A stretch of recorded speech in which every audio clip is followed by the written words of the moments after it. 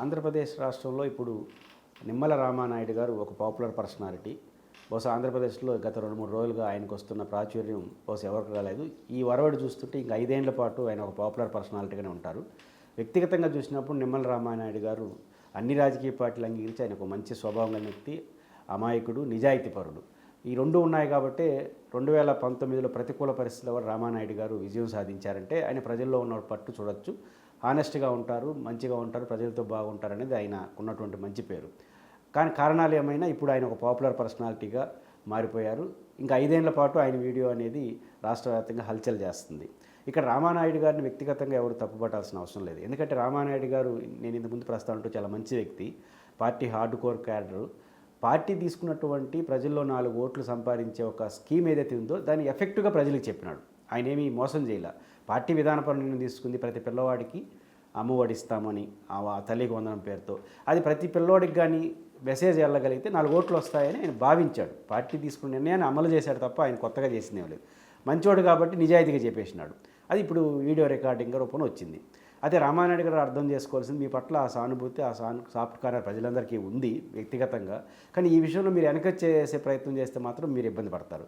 ఎందుకంటే మీ పార్టీ స్పష్టంగా ఎన్నికల మేనిఫెస్టోలో చెప్పడమే కాదు, ప్రచారంలో కూడా చాలా ఎఫెక్టివ్, అదే మీరు కూడా చెప్పారు. కానీ అది ప్రజల్లోకి వెళ్ళింది.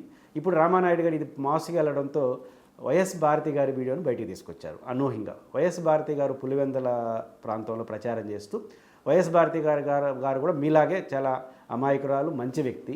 కాబట్టి ఆమె కూడా క్యాజువల్గా ప్రజలతో మమేకమైనప్పుడు అమ్మఒడి పథకం ప్రతి పిల్లవాడికి వస్తుందనే ఉద్దేశంతో ఒకరుంటే ఒకరికి, 2 ఉంటే 30,000 ఇస్తారమ్మా, మీరు ఆలోచించండి, జగన్ కోటైంది అని చెప్పింది మాట వాస్తవే కావచ్చు. కానీ ఆమెమి పార్టీ మేనిఫెస్టోని తీసుకెళ్లి ప్రచారం చేయాలి. వైఎస్ఆర్ కాంగ్రెస్ పార్టీ మేనిఫెస్టోలో విస్పష్టంగా ఉంది, పిల్లలు తల్లిదండ్రులు కూలీలకి నాలీలకి వెళ్తున్న నేపథ్యంలో పిల్లవాడిని స్కూల్కి వెళితే ఒక అసర్టు, మామూలుగా స్కూల్కి పిల్లల్ని పంపకుండా ఎందుకు కూలీలు పంపిస్తారు, వాళ్ళని చదివించే స్తోమత లేక పిల్లవాడు కూడా కూలికి వెళితే తమకు ఇంకో 4 రూపాయలు వస్తుందనే ఆశతో పేదవాడు పిల్లల్ని బడికి కాకుండా పనికి పంపిస్తున్నారు.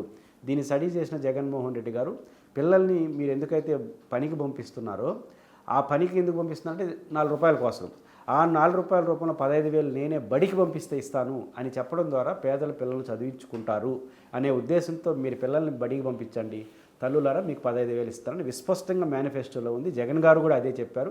చివరికి ఆయన విమర్శిస్తున్న షర్మిల గారు కూడా అదే చెప్పారు. భారతి గారు పొరపాటున ఒక 2-2 ఇస్తారని చెప్పింది తప్ప ఆమె పార్టీ వైఖరి చెప్పలేదు, క్యాజువల్గా చెప్పింది. ఆ క్యాజువల్గా చెప్పిన దాన్ని మీరు ప్రధాన అంశంగా తీసుకొచ్చి వైఎస్ భారతి గారు ఇట్లా చెప్పారు, మీ వదినకి చెప్పండి, మీ వదినని అడగండి అన్నారు. దీంట్లో ఒక లాజిక్ ఉంది. రామానాయుడు గారు మర్చిపోతుంది ఏంటంటే, ఏం చెప్పదలుచుకున్నారు, వాళ్ళు 2 ఇచ్చి మేము 1 ఇచ్చారు కాబట్టి నేను 10 మందికి చెప్పినా నేను 1 ఇస్తానని చెప్పదలుచుకున్నారా? కాబట్టి రామానాయుడు గారు ఈ విషయంలో తొందరపడాల్సిన అవసరం లేదు.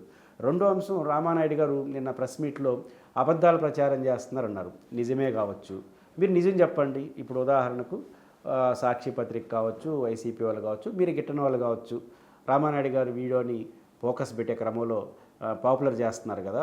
మీరు అన్నట్టే, మీరు చెప్పినట్టు ఒక తల్లికి ఒక బిడ్డకే కాదు, నేనే ఏదైతే ప్రచారంలో పెట్టానో ప్రతి బిడ్డకి 15,000 ఇస్తాను, అదే జరుగుతుంది అని నేను ఎందుకు చెప్పలేకపోయారు? అది చెప్పేస్తే అన్నిటికీ సమస్య పరిష్కారం అయిపోతుంది కదా. ఈ విషయాన్ని రామానాయుడు గారు గుర్తించాలి. అట్ ద సేమ్ టైం కొన్ని పత్రికలు రాస్తున్నాయి, ప్రభుత్వం చెప్తుంది మేము ఇచ్చినటువంటి ఆ జీవో ఎంతమంది పిల్లలకి ఇవ్వాలని కాదు, విధి విధానాలు పర్టికులర్గా ఎంతమంది ఆధార్ లింక్ కోసం చెప్పారు. మరి ఇంగ్లీష్ అందరికీ వచ్చు, అందులో జగన్మోహన్ రెడ్డి గారు ఇంగ్లీష్ మీడియం పెట్టిన తర్వాత కొంత ఎక్కువ మందికే వచ్చు ఇంగ్లీష్. అంటే ఆ ఇంగ్లీష్లో ఉన్నది ఏంటంటే తల్లికి 15,000 అన్నారు. ఇప్పుడు వివరణ ఇవ్వండి, తల్లికే కాదు అందరికి ఇస్తామని వివరణ ఇచ్చేయండి. కాబట్టి ఇట్లా విన్యాసాలు ఆపేసి నిజాయితీగా ఇప్పుడున్న ఆర్థిక పరిస్థితిలో ఇది ఇస్తామని చెప్పండి. రామానాయుడు గారు అర్థం చేసుకోవాల్సింది, నేను చెప్పింది వాస్తవం, పార్టీ చెప్పింది చెప్పాను, ఇప్పుడున్న ఆర్థిక పరిస్థితిలో ఇంత ఇస్తామని చెప్తే మిమ్మల్ని అర్థం చేస్తుంది. ఎందుకంటే అదర్ దెన్ మీ క్యారెక్టర్ చాలా మంచిది.